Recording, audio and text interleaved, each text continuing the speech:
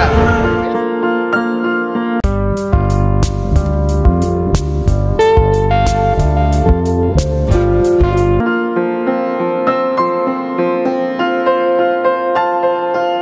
Hello বন্ধুরা, সবাই কেমন আছেন আপনারা? আশা করি খুব ভালো আছেন and welcome back to my channel to a new blog. আর চ্যানেলের নতুন বন্ধুদের অনেক অনেক স্বাগত জানাই।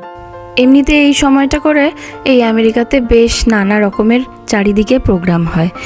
যেমন এই দেখুন, এখন যেখান দিয়ে যাচ্ছি ঠিক ডান পাশটায় তাকান, দেখুন কত গাড়ি পার্কিং করা আছে, আর তার ঠিক ওই পাটটাতে একটা বিরাট মেলা হচ্ছে।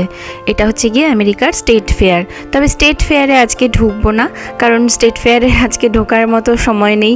এখন যাব একটা বিশেষ অনুষ্ঠানে। এই যে বললাম যে এরকম অক্টোবর মাসটা থেকে আমেরিকা জুড়ে বহু নানা রকম অনুষ্ঠান শুরু হয়, সেই গিয়ে একেবারে জানুয়ারি মাসে নিউ ইয়ার হয়ে তারপরে গিয়ে শেষ হয়। দেখেছেন মেলায় কত বড় বড় নাগরদোলনা পর্যন্ত এসেছে। তবে আজকে নিয়ে যাব এখন আপনাদের ছোট্ট ছোট্ট খুদেদের এখানে হ্যালোউইনের সময় যে নানা রকম ভূত টুত সেজে ট্রিক অর ট্রিট করে সেরকম একটা জায়গায়।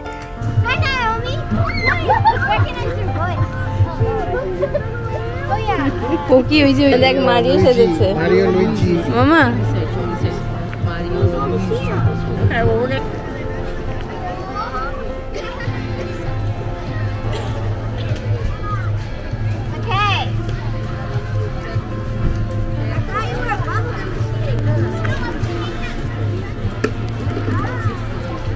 Where is the minion? Here's the minion. And who is with you? Spider-Man. Red Spider-Man. So which version of Spider-Man? There are so many versions. Normal. Normal? Okay. Oh. ওই দেখ দেখ দেখ দেখ দেখ তোদের কোয়ালা আসছে।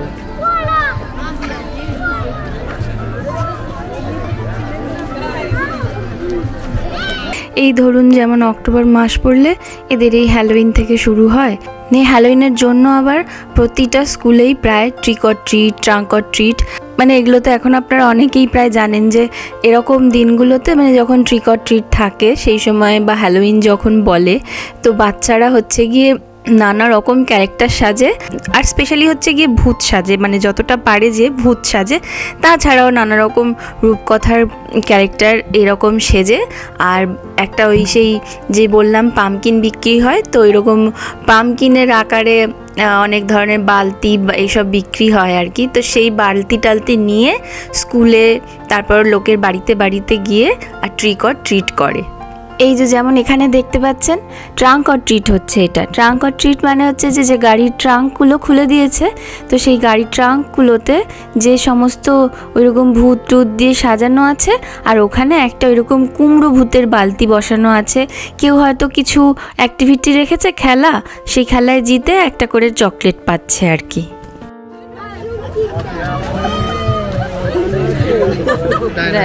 Dinosaur, Monster eyes. হ্যাঁ monster।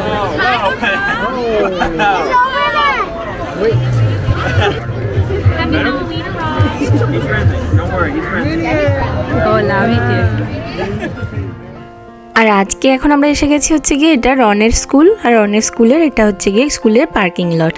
School থেকে আগে থেকেই একটা নোটিশ দিয়ে দিয়েছিলেন যে যারা যারা ট্রাঙ্ক অর ট্রিটে পার্টিসিপেট করতে চান আর কি, মানে এই যে ট্রাঙ্কগুলো গাড়ির ট্রাঙ্কগুলো সাজিয়েছেন না, এখানে অনেক গার্জেনরাও আছেন, টিচাররাও আছেন। ও বাবা, এই সবুজ ভূতটাকে দেখেছেন? ও কীরকম বিন্দাস আছে। ওইটা অ্যাকচুয়ালি এক ধরনের এবারে নতুন দেখছি ইলিউশন টাইপের, কীরকম একটা মানুষ বাট মনে হচ্ছে ওকে বুঝি আরেকজন ধরে আছে। 2-3জন এইরকম টাইপের ক্যারেক্টার সেজে ঘুরছে। ওই যে আরেকজন চলে যাচ্ছে দেখছেন, কালো রঙের নান নাকি সেজে, বেশ মজাদার এগুলো। আর যিনি ওই ডাইনোসরের ওপরে চেপেছিলেন উনি হচ্ছেন গিয়ে রনের ক্লাস টিচার। এখানে সমস্ত গ্রেডের আর কি, যেমন 1, 2, কিন্ডারগার্টেন সমস্ত গ্রেডেরই তো সেকশন হয়, যেমন আমাদের ছোটোবেলায় ABC এরকম করে সেকশন ছিল, সেরকম ওদেরও হয়। তো সেরকম প্রতিটা সেকশনেরই ক্লাস টিচার আছেন। তো উনি ছিলেন যিনি ডাইনোসরের পিঠে চেপে আছেন আর কি, উনি হচ্ছেন রনের ক্লাস টিচার। আর এই দেখুন এখানে ওনারা সকলে মিলে পাইরেটস অফ দ্য ক্যারিবিয়ান সিনেমার ক্যারেক্টারগুলো সেজেছেন। আর এত চকলেট বাচ্চারা এদের থেকে পায়, শেষে চকলেটগুলো কি করবে সেটাও আর ভেবে পায় না, ফ্রিজে গিয়ে সমস্ত জমা হতে থাকে। মামা সো কোনটা সবচেয়ে ভালো লাগলো বলো?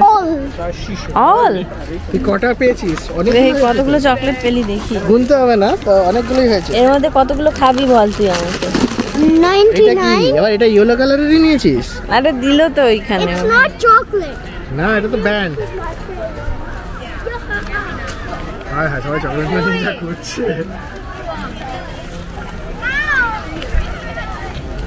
কত ক্যারেক্টার দেখ। Wait, that's Snow White. Snow white, yes. I don't know. রন তো সেজেছে মিনিয়ন্স, আর রনকে আগের বারের ড্রেসটাই পরিয়েছি আমরা, কারণ এই সমস্ত ড্রেস কস্টিউমগুলো জানেন তো কিনতেও বেশ খরচা হয়, আর ওটা আগের বারে একটু বড়ও কিনেছিলাম, তবে এবারে পরাবো ভেবে সেরকম ভেবে বড় কিনিনি, বড় হয়ে গিয়েছিল, তো যাই হোক ওটাই পরিয়ে দিয়েছি। আর এই হ্যালোউইনের সময়টা তো জানেনই যে এখানকার সমস্ত বাড়ি টাড়িও ওরকম ভূত টুত টাইপের করে সাজায় আর কি, ভুতুড়ের মতো করে। তো এবারে সবথেকে মজাদার পার্ট হচ্ছে কি জানেন তো, এখন আমাদের ইন্ডিয়ার জাতীয় ভূত হচ্ছেন গিয়ে তিনি, মানে বুঝতেই পারছেন যেটা একেবারে ভাইরাল আর কি, স্ত্রী মুভির ওই স্ত্রী ক্যারেক্টারটা। তো আমেরিকাতে না কোথাও একটা এরকম কারোর বাড়িতে হ্যালোউইনে ওই রকম স্ত্রীর মতো করে সাজিয়েছিল, সে ভীষণ একটা মজাদার আর খুব ভাইরালও হয়েছে জানেন ওটা। যাই হোক, বাড়ি তো ফিরে গিয়েছিলাম, এবার বাড়ি ফিরে একটুখানি এই মির্চি পকোড়া বানাবো। এই পকোড়াগুলো এখানকার সমস্ত স্ন্যাক্সের দোকানে পাওয়া যায়ই যায়, আর সে দামটাও বাবা সেমনি নেয়, $3 না $3.5 জানেন, এরকম 3টে পকোড়া দেয়, ভাবুন একবার। তো এখানে প্রথমে ওই বড় বড় লঙ্কাগুলোর থেকে বীজটা বার করে নিয়েছি, আর তারপরে গিয়ে বেসনটার মধ্যে একটু চালের গুঁড়ি নুন দিয়ে ভালো করে গুলে রেখেছি, আর ওদিকে পেঁয়াজ কুচো করেছি, পেঁয়াজ কুচোটার মধ্যে একটু ধনে গুঁড়ো আর চাট মশলা আর সামান্য একটু পরিমাণ লেবুর রস দিয়ে, আর একটু যদি বিট নুন দেওয়া হয় তাহলে খুব ভালো, আর এমনি নুনও দেওয়া যায়। পেঁয়াজ কুচোগুলোকে ভালো করে মাখিয়ে রেখে দিয়েছি, আর তারপরে গিয়ে ওই বেসনে ডুবিয়ে লঙ্কাগুলো ডিপ ফ্রাই করে নিলাম। এবার ভাজা হয়ে যাওয়ার পরে এখানে এই যে পেঁয়াজ কুচিটার মধ্যে একটু ধনেপাতা কেটে দিয়ে মিক্স করে নিয়ে, আর এই লঙ্কাগুলো যখন পুরোপুরি ভাজা হয়ে যাবে, তা যেখানটা লঙ্কার মাঝখান থেকে চিড়ে আর বীজগুলো বার করেছিলাম ওই জায়গাটার মধ্যে ওই পেঁয়াজের স্টাফিংটা ঢুকিয়ে দিলাম। এই রকমই হুবহু কিনতে পাওয়া যায় জানেন। তবে এমনিতে দোকানের থেকে যখন কিনে খাই তখনও মাঝে সাঝে দেখেছি যে এরকম লঙ্কাগুলো কোনোটা ঝাল হয় আর কোনোটা আবার ঝাল হয় না, আর যেটা ঝাল হয় সেটা কিন্তু একেবারে চরম ঝাল হয়। যেমনি আজকে আমাদেরগুলোর মধ্যেও এই 4-5টা যে করেছি তার মধ্যে জানেন একটা ছাড়া বাকি সবগুলো এত ঝাল, আর যেটুকু বেসন বেঁচেছিল সেইটা দিয়ে একটু পেঁয়াজি করে নিয়েছি। $3 কেনো তুমি, $3 জিনিস তাহলে। দেখি কেমন কে। তো এটা কি নাম ছিল? মির্চি ভাজি। মির্চি ভাজি।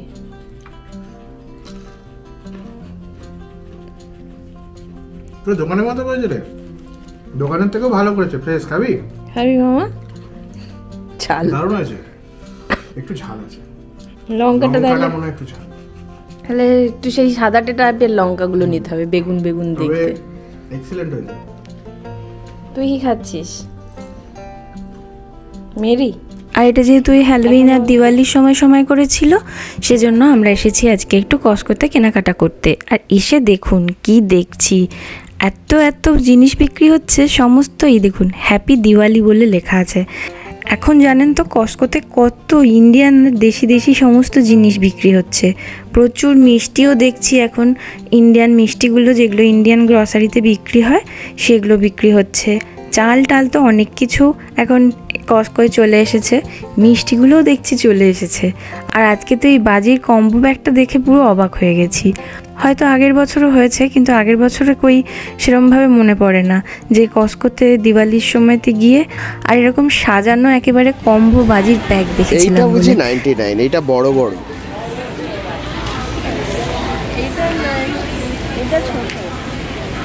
ওইদিকে উল্টো দিকে লেখা আছে কি দেখো তো, ওর উল্টো দিকে ওগুলোই ছোটগুলো।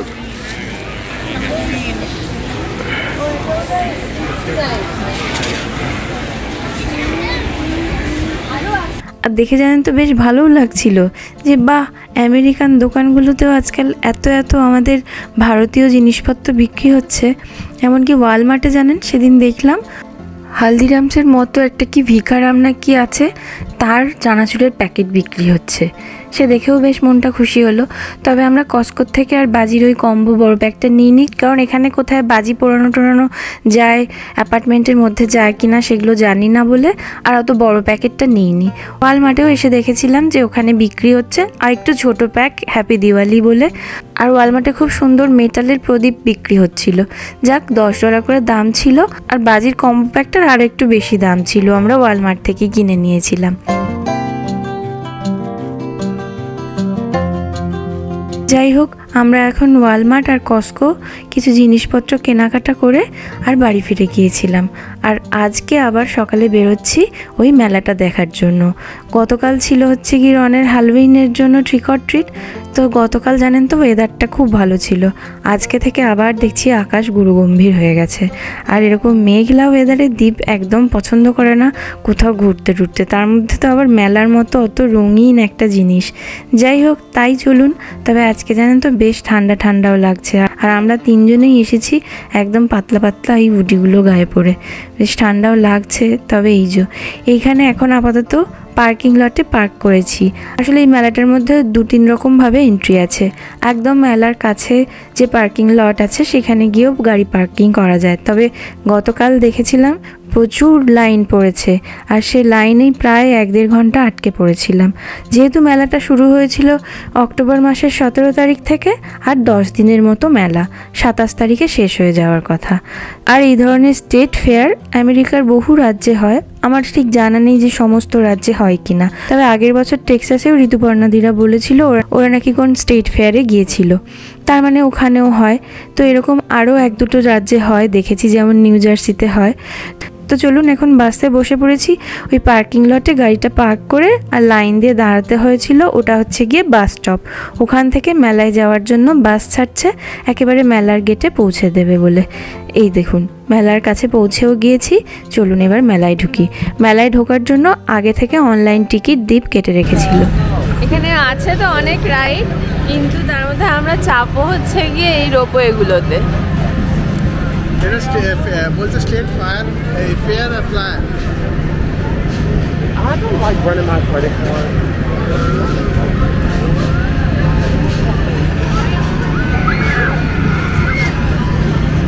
Let's go. এমনিতে মেলার শুধু এন্ট্রির জন্য অ্যাডাল্টের $13 করে টিকিট, বাচ্চাদের হচ্ছে $7 করে। আর তাছাড়াও এই সমস্ত যেসব রাইড আছে এই রাইডগুলোর আবার আলাদা করে টিকিট। একসঙ্গেও কোথাও একটা থেকে টিকিট কেটে নেওয়া যায়, নিয়ে রাইডের কাছে গিয়ে সমস্ত রাইড আর কি করা যায়। কিন্তু আমরা তো অত রাইড চাপবো না, শুধু এইটাই যেটা বলছে স্টেট ফ্লায়ার। কিন্তু আপনারা অনেক বেড়াতে যাওয়ার জায়গাতে দেখতে পাবেন এই ধরনের ফ্লায়ারে করে চেপে, আর নিচটা বেশ সুন্দর রকম দেখা যায়। আমি আগে কোনোদিনও চাপিনি, কিন্তু আজকেই প্রথম। ওই যে ওরকমভাবে দাঁড়াতে হচ্ছে, একটা দাগ দেওয়া আছে, ওই বক্সের মধ্যে দাঁড়াতে হচ্ছে। এগুলো কিন্তু একদম দাঁড়িয়ে দাঁড়িয়ে চাপা যায় না, ওই সিটগুলো আসছে ঘুরে ঘুরে আর ধূপ করে বসে পড়তে হচ্ছে, মানে একদম রানিং টাইপের আর কি।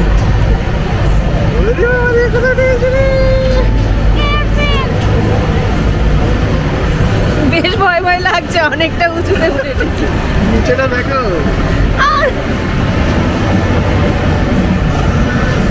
Papa, I think he was right. This is এটা পুরো মেলার ভিউটা তুলে নাও, ভালো মেলার ভিউ।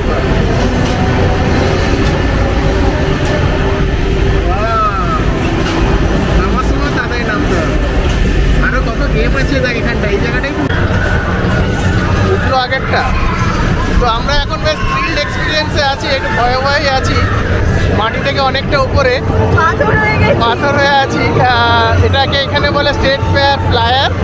তো নিচে দেখানো যাচ্ছে না, বেশ স্লো যাচ্ছে আর অনেকটাই টাইম। এই যে আমরা যদি ঘোরাই, এখানে নানা রকমের অ্যামিউজমেন্ট। ওই দেখ, ওটা ফ্রি ড্রপ, ফ্রি ফল হচ্ছে, ওই ওপরেরটা ফ্রি ফল হবে। ওই দেখো, ওই ফল হয়ে গেল। আপনাদের কেমন লাগলো কিন্তু আজকের ভ্লগটা অবশ্যই কমেন্ট বক্সে কমেন্ট করে জানাবেন। কিন্তু আপনাদের কমেন্টগুলো পড়লে আমার ভীষণ মনে আনন্দ হয়, আর মনে হয় যে হ্যাঁ, সত্যিই আমার ভ্লগ করাটা সার্থক। আর আপনাদের লাইক আর কমেন্টগুলো আমার কাছে একদম আশীর্বাদ আর ভালোবাসার মতো। অনেক অনুপ্রাণিত হই তার জন্য। প্রতিদিন মনে হয় যে আরেকটু ভালো যদি ব্লগটা করতে পারতাম, বা ঠিক আপনাদের মনের মতো প্রেজেন্ট করতে পারলাম কি না। যাক, এই দেখুন ওপর থেকে মেলার ভিউটা ঠিক এই রকম। কেমন লাগছে? আমি ভীষণ ভয় পেয়ে আছি, আমি নড়তে পারছি না, আমি নড়লেই পড়ে যাবো। Ron, how it felt? Good, I could see It's that. good? The view is How are you feeling? not But it's scary a little bit, Paul. No, I'm not আরে এটা কোনোভাবে বাধা নেই যে ওই জন্য ভয়টা বেশি লাগে। তো এগুলো তো সেই রকমই থাকে। সমস্ত মেলাটাই প্রায় দেখা যাচ্ছে, তবে এইটাই যে শুধু একদম উঁচু রাইড তা নয়, আরও অনেকগুলোই তো রাইড আছে আমাদের মেলাতে, যেরকম ময়ূরপঙ্খী টঙ্কি থাকে। তবে আমার নাগরদোলনায় সেই অনেক ছোটোবেলায় যখন শান্তিনিকেতনে পড়তাম পৌষ মেলাতে ক্লাস 6-7-এ, ওই সময় একবার চাপার অভিজ্ঞতা আছে।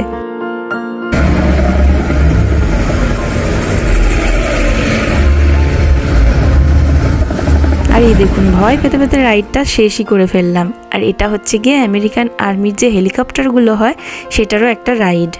তারপর থেকে আর কোনোদিনও নাগরদোলনায় চাপিনি, কারণ আমার ভীষণ গা গোলায় এই ধরনের বড় বড় রাইডে চাপলে। আর ময়ূরপঙ্খীতে একবার যখন কলেজ লাইফে পড়ি তখন কলেজের সময় একবার চেপেছিলাম, সেই সময়ও ভীষণ মাথা ঘুরিয়ে আর গা গুলিয়েছিল। তারপর থেকে তো আর এই ধরনের কোনো উঁচু রাইডে একদম চাপি না। আর শেষবার কোনো একটা রাইডে চেপেছিলাম, সেটা হচ্ছে যে দিদের ওখানে যখন বেড়াতে গিয়েছিলাম আমেরিকারই মিনেসোটাতে, তখন একটা রাইডে চেপেছিলাম। তবে সেটাও বেশ ভালো লেগেছিল, একটু শিহরণ জাগানো, বাট ভালো লেগেছিল। এবার আসি মেলার আসল আকর্ষণগুলোতে। একদম টাইটেলে যেটা লেখা আছে, এতক্ষণ ধরে ভাবছেন যে এরা তো শুধু রাইডেই চাপছে, পয়সা কোথায় খরচা হলো হাজার হাজার। তবে সেগুলোই এবার দেখাই, চলুন।